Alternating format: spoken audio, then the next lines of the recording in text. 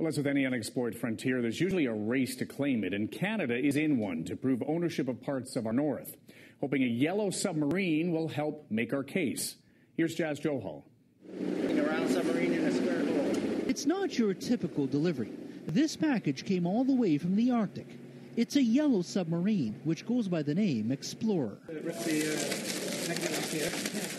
The unmanned Explorer just spent days under the thick Arctic ice, mapping the ocean floor, gathering data to help Canada assert its sovereignty over the North. We work in pure science and practical application of engineering that you tend to forget that there's an actual reason why you're doing it. And for this, there was a very, very clear reason, a real clear goal. The team was flown to Borden Island in the Arctic because the government needed a sub that could travel on its own for lengthy periods of time in thick ice. International Submarine Engineering built the sub in just 2 years. Here we are in the Great White North. The team then traveled to the Arctic camp, knowing they had to deliver. Go down some more. Once there, the 6-meter sub was lowered into the icy depths. For days, explorers surveyed an unseen stretch of the sea floor. The extended continental shelf below the surface could add an area the size of the Prairie Provinces to Canada's boundary. It was the longest unmanned trip taken by an underwater vehicle.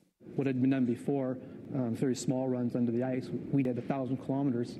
We recharged the vehicle under ice. We took the data off. We sent it on other missions and brought it back to the ice hole, covering more than 1,000 kilometers. Canada is hurrying to meet a 2013 UN deadline to submit evidence backing its claim.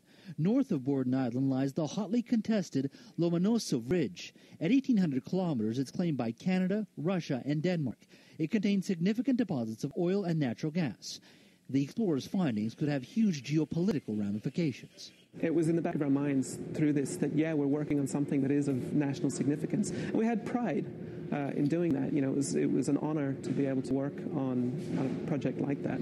Explorers' work isn't done. It'll return to the Arctic to gather more data, meaning Canada's sovereignty may come down to a thinking robot. Jazz Johal, Global News, Port Coquitlam, BC.